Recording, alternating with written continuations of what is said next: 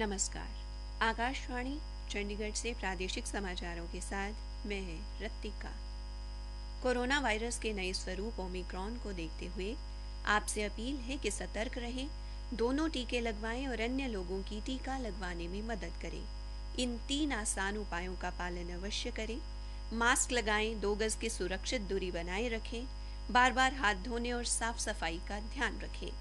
अब समाचार। 5 राज्यों के विधानसभा चुनाव की मतगणना का कार्य तेजी से चल रहा है।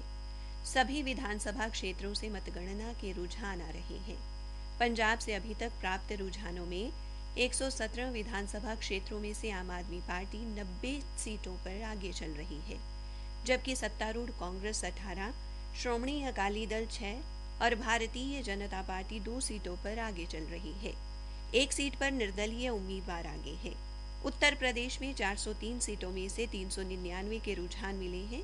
उत्तर प्रदेश में भारतीय जनता पार्टी ने 250 सीटों पर बढ़त बनाई हुई है, जबकि समाजवाद पार्टी 111, राष्ट्रीय लोकदल 8, अपना दल 12, बहुजन समाज पार्टी 5, सुहेलदेव भारतीय समाज पार्टी 3 और कांग्रेस 2 सीटों पर आगे है। उत्तराखंड विधानसभा के सभी 70 क्षेत्रों के रुझान मिल गए हैं।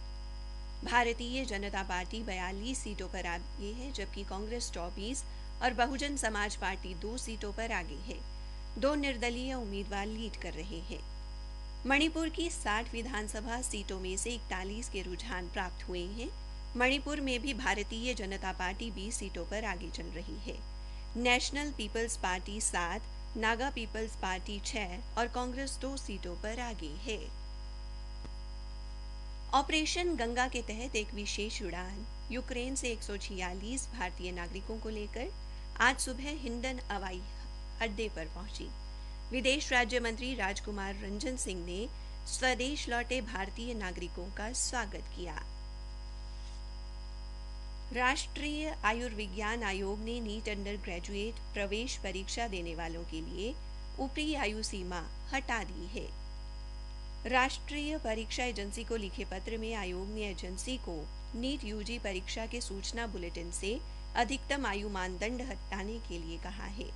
पत्र में कहा गया है कि राष्ट्रीय आयुर्विज्ञान आयोग की चौथी बैठक में निर्णय लिया गया है कि नीट यूजी परीक्षा देने के लिए कोई ऊपरी आयु सीमा नहीं होनी चाहिए, इसलिए सूचना बुलेटिन तदनुसार संशोधित किया जाए। पत्र में कहा गया है कि इस आशय के लिए स्नातक चिकित्सा शिक्षा 1997 के विनियमों में उपयुक्त संशोधन करने की अधिसूचना जारी करने की प्रक्रिया शुरू कर दी गई है। आयुर्विज्ञान आयोग देश में चिकित्सा शिक्षा का शीर्ष नियामक निकाय है।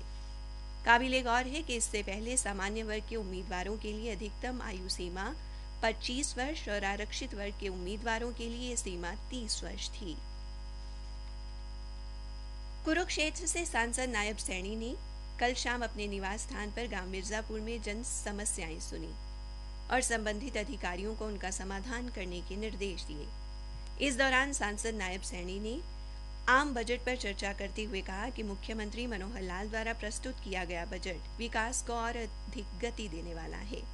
सांसद ने इस बजट को दूरगामी करार देते हुए कहा कि भविष्य में इसके सकारात्मक परिणाम देखने को मिलेंगे। फरीदाबाद जिला प्रशासन शहर में सेक्टर से संवाद कार्यक्रम शुरू कर रहा है। जिला उपायुक्त जितेंद्र यादव ने बताया कि प्रशासन इन कार्यक्रमों के माध्यम से सेक्टर निवासियों के बीच पहुंचकर उनसे सीधी बातचीत करेगा और उनकी समस्याओं का समाधान भी किया जाएगा। इसके तहत परसों शनिवार को सेक्टर 16 व 16A के निवासियों के लिए सामुदायिक केंद्र में दोपहर 12 बजे कार्यक्रम आयोजित किया जाएगा। देश भर में राष्ट्रव्यापी टीकाकरण अभियान के अंतर्गत अब तक 179 करोड़ 53 लाख से अधिक कोविड रोधी टीके लगाए गए हैं। केंद्रीय स्वास्थ्य मंत्रालय ने बताया कि बीते 24 घंटों के दौरान 18,23,000 से अधिक लोगों का टीकाकरण किया गया। इसी के साथ प्रादेशिक समाचार समाप्त हुए।